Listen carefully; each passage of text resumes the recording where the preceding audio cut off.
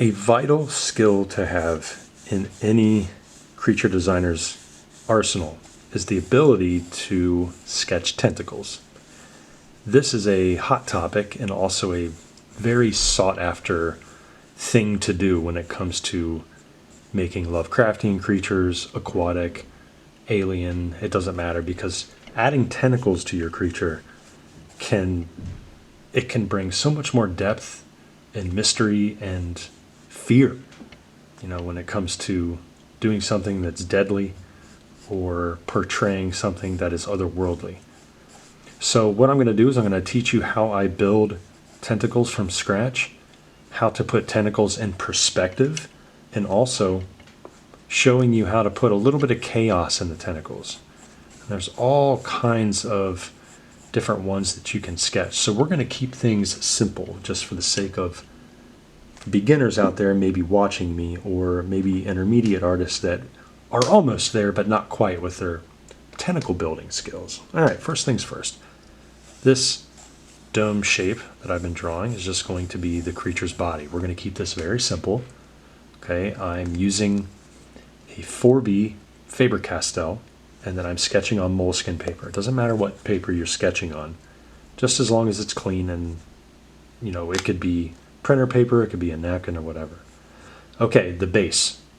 So I drew the body, keeping things light. You can see the very light outline right here.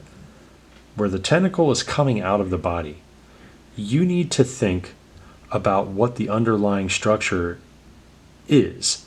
Is it coming out of a skull? Is it coming out of bone? Is it growing from crustacean? Are there muscles inside the tentacles?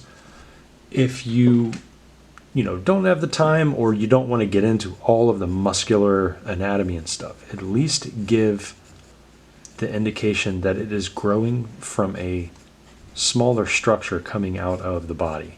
So what I did here was I put a little mound in. So think about if you're drawing creatures right now where the tentacles are coming out. Ask yourself, why does there need to be a tentacle in that spot? Okay, now this circular creature that I'm drawing, I'm going to cluster the tentacles over here on the right, similar to the belly of a jellyfish. They use the tentacles to sting their prey, to collect food, etc., and to help them swim. Okay, so I'm going to treat that the same way. The other thing that I want to mention is that to overcome creature stiffness when it comes to tentacle building, do not under any circumstance make the tentacles go all the same direction. Not only is it stiff, it's boring. It doesn't add any interest. So what you need to do is add a little bit of chaos to it. And what that means is the very first tentacle that I drew was this one. So I'm just going to give it a slightly darker outline so you guys can see it. And I'm just going to put a little end to it, something interesting to look at. Okay, maybe some little spikes, some little grabbers or whatever. And we'll go into more detail about that particular tentacle later. But the second one that I drew, notice how the bending upward is similar to this S shape. However, at the top, where it crests, it starts to go horizontal, or this one bends down. This tentacle that I'm putting in between the two, I'm keeping very light. And even though it's similar to this S shape, it's more horizontal coming out of the actual body. So right close to the base.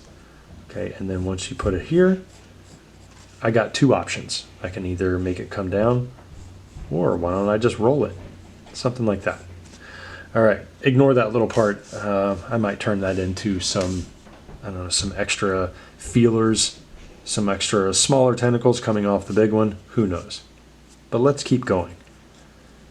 If you're sketching along with me right now, make sure that each tentacle has a life of its own. This is key. So notice how this one's really straight. See how straight across this is? And now what I'm going to do is I'm going to curve this one upward, because no other tentacle that I have drawn so far is curving upward. So we have 4 distinct tentacles. There's a lot of energy and a lot of movement. This is the key right here if you want a believable creature and adding a lot of energy to the picture. See how loose I'm keeping things too? I'm not obsessing about putting tiny little octopus-like suckers on everything, although I probably will do that in a minute because that does sound like a good idea. But let's go back to the details here. Oh, before I forget, I'm so sorry. Please avoid this mistake that I'm about to draw. When you put a tentacle in and you have a thickness to the body and it's starting to turn directions, do not pinch the directional change. Do you see that pinch right there? See how it's almost like you took a broccoli or a stalk of celery and kind of broke it. Don't do that.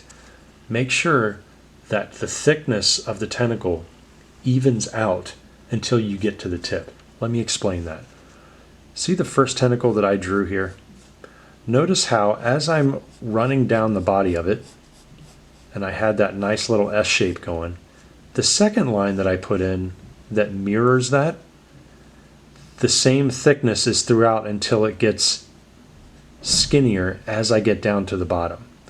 What you don't want is you don't want to make it look like a snake just swallowed food and there's a big lump in part of the stomach, because that's what happens to a lot of beginner creature designers when they're drawing tentacles. Hey, it happened to me all the time.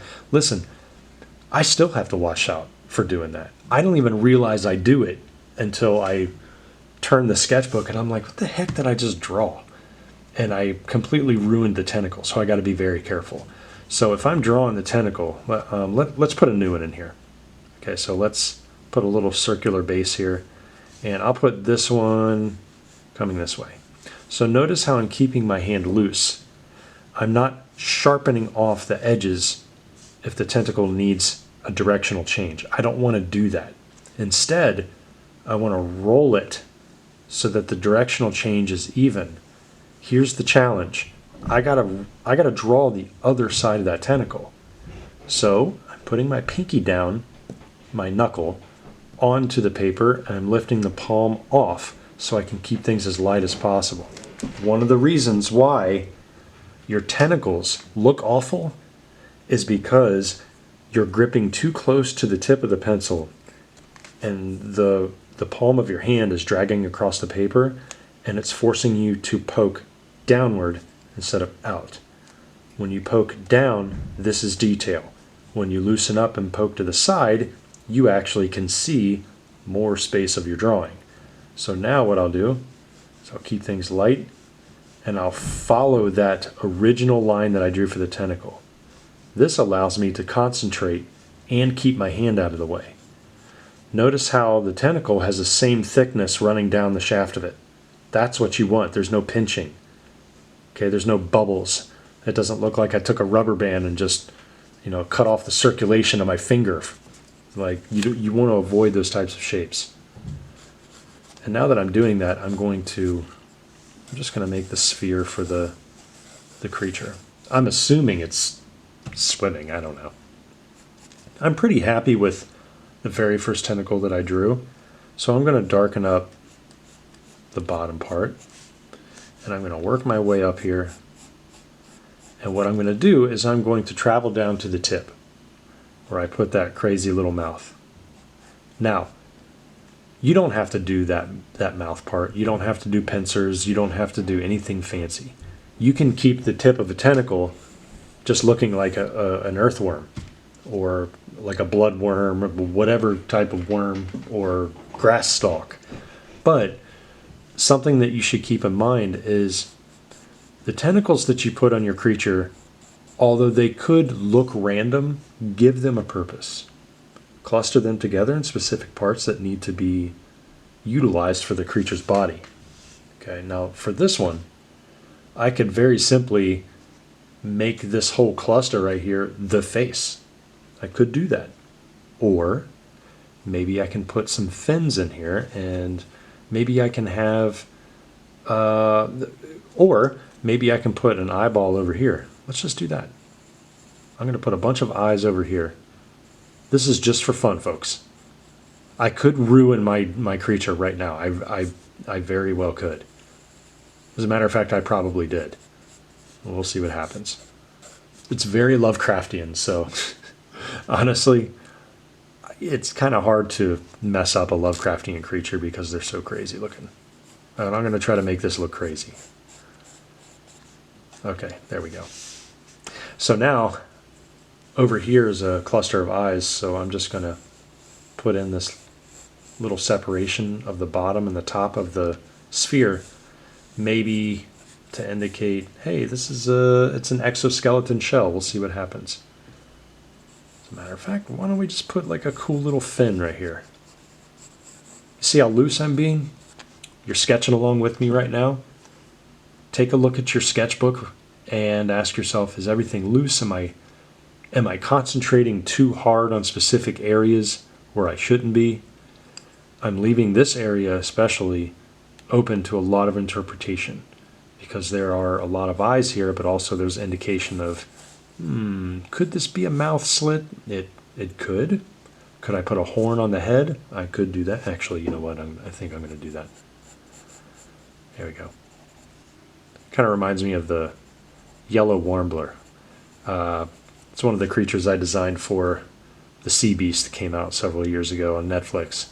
And the original design for the yellow warbler, it turned into that huge walrus-like yellow beast on the beach, if you guys remember that part.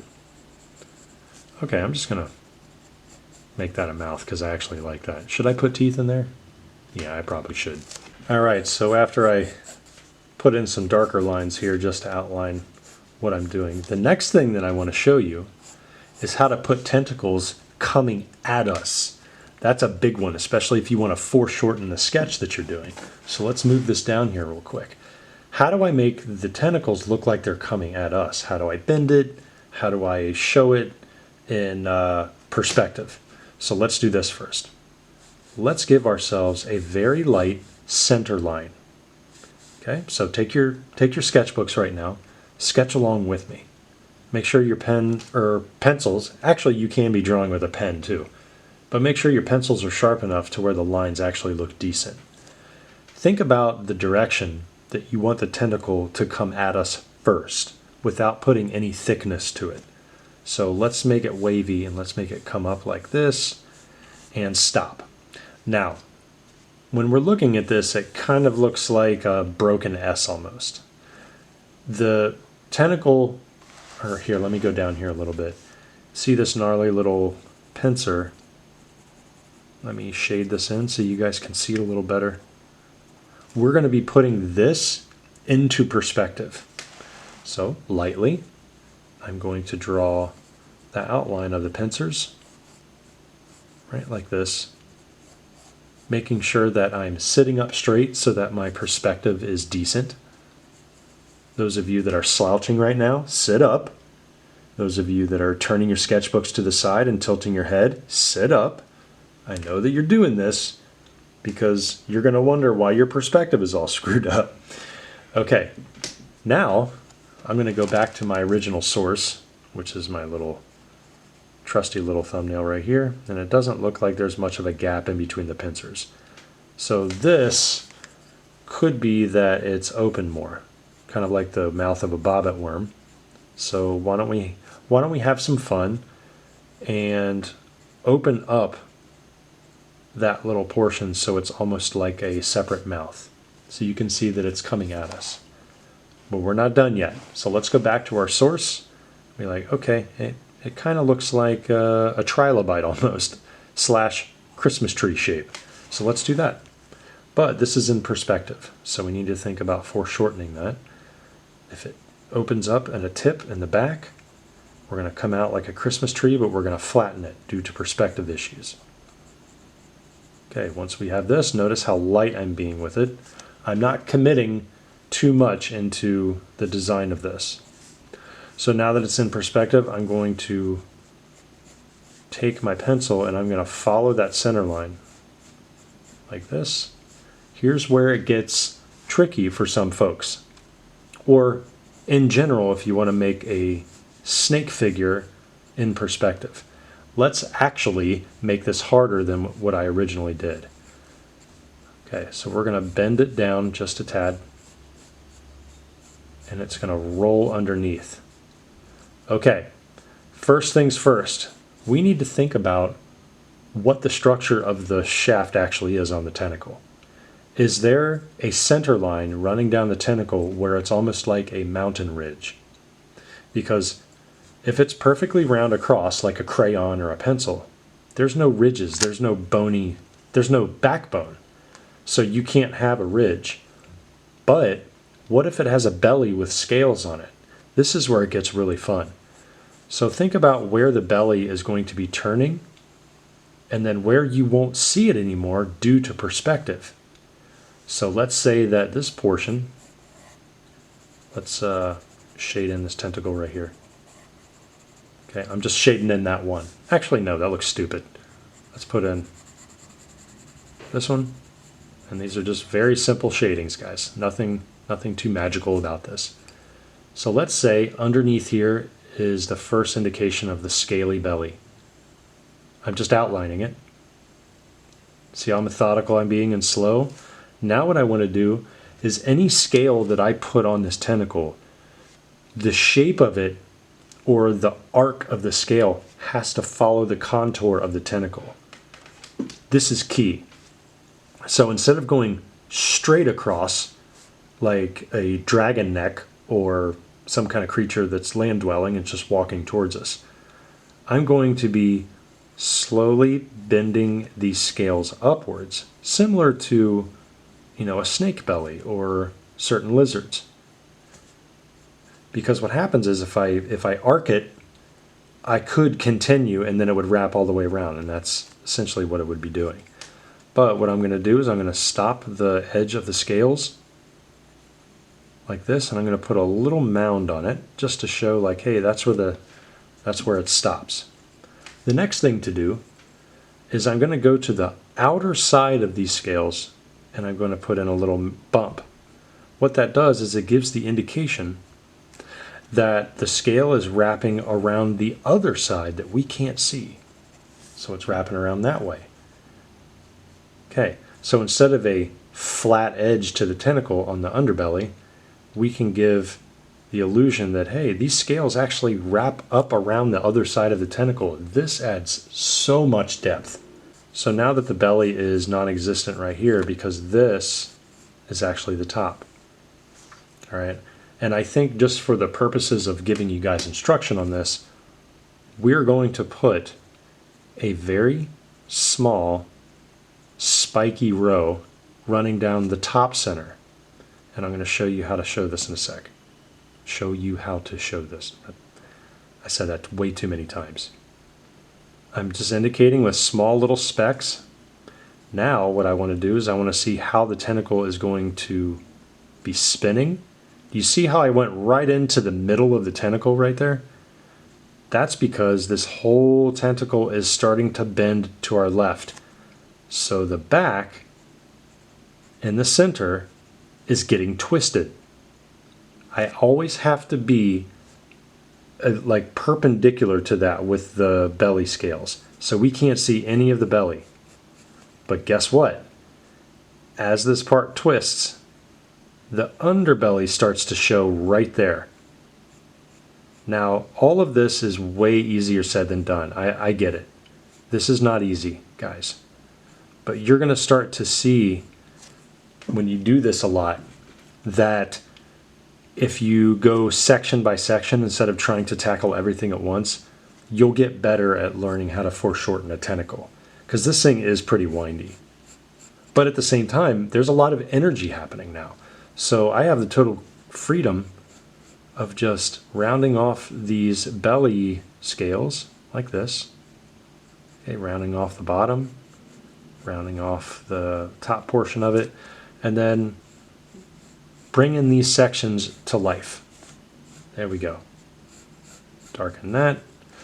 Another thing that I could do to show a little bit more depth is just put some shading only on the scale part, because that's the underbelly right there. Okay, and then to do the same thing here.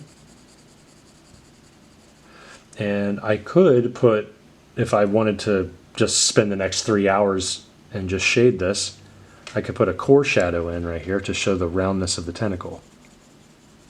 I would love to hear about what you guys are making too. What did you guys make today? You know, are you just watching? Which is okay. This is an observable lesson just as much as it is, you know, real-time practice. But if you actually physically drew something for this lesson, check the links in the description below for our Creature Design Workshop Discord. I would love to see what you guys are drawing. We just wrapped up the month of May's Creature Design Challenge, and then I'm going to be posting, tonight actually, I'm going to be posting the competition for June's. So it's going to be a lot of fun. So hopefully you guys got a lot out of this, and please comment below. Let me know what you guys are working on. This is the very beginning stages on drawing tentacles. Thanks so much, folks, and I'll see y'all later. Peace.